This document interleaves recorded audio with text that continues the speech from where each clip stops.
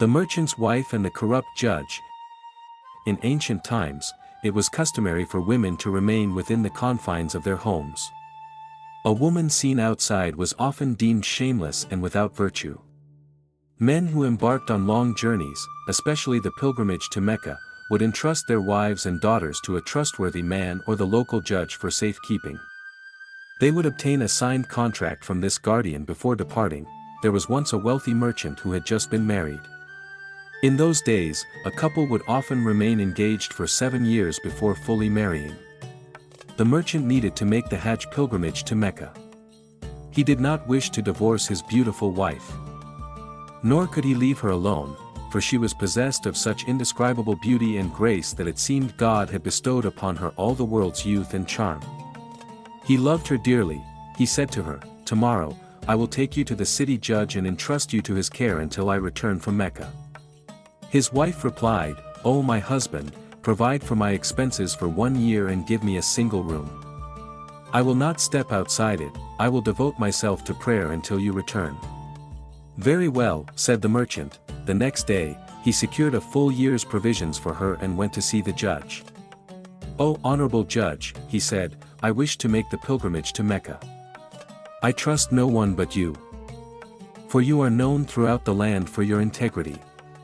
People entrust their most valuable possessions to you. I have come to place my wife and my household under your protection until I return." The judge replied, "O merchant, there is no problem in this. Bring her. I will guard your wife as if she were my own daughter until you come back." Reassured, the merchant said, "The judge, my wife is prepared to stay in a single room with her provisions for the entire year until I return." "Let it be so," said the judge, and he immediately had a room cleared. The merchant brought his wife and her provisions to the judge's house and settled her into the prepared room. He then went to the judge and said, "Now I entrust my wife to you. Please give me a written contract." The judge wrote out a contract stating that on such and such a date, he had accepted the merchant's wife into his custody until the merchant's return. He stamped, signed it, and handed it to the merchant, who then bid farewell and set out on his journey. Several months passed. The wife never left her room, dedicating herself day and night to worship. One day, the judge thought to himself, "Perhaps this woman has died. I should go to her room and see what she is doing," while she was deep in prayer. The judge suddenly entered her room. The moment his eyes fell upon her, it was as if a piece of the moon was illuminating the chamber. He fell not just in love, but into a desperate, consuming obsession. He refused to leave the room. "You must become my wife," he demanded. The woman replied, "I have sworn an oath not to betray my husband.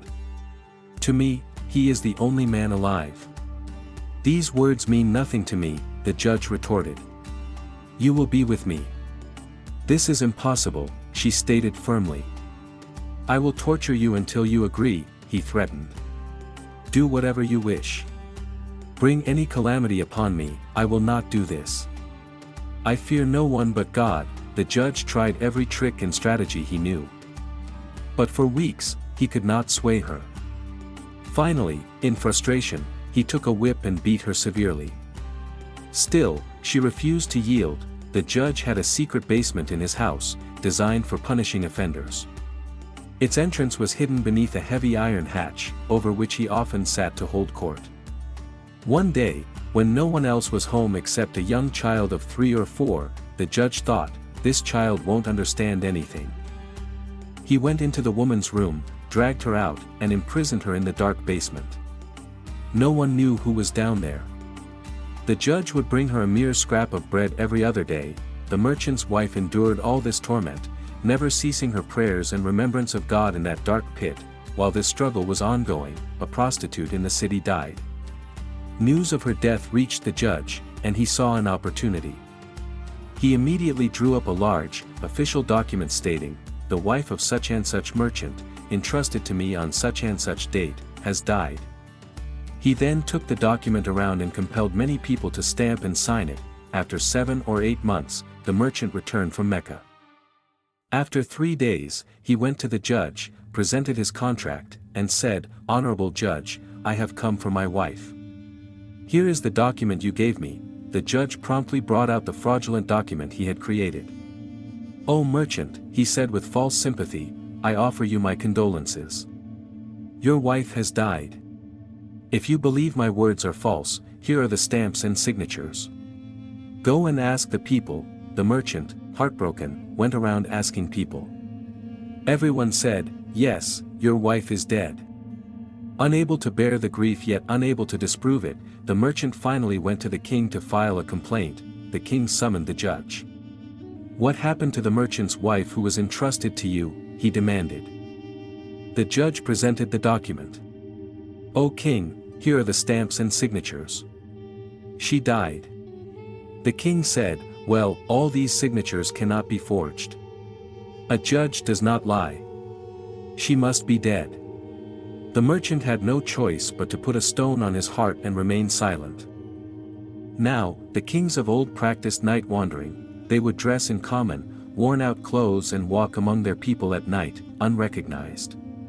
While everyone was saying the merchant's wife had died, the king visited a gambling den one night. No one recognized him.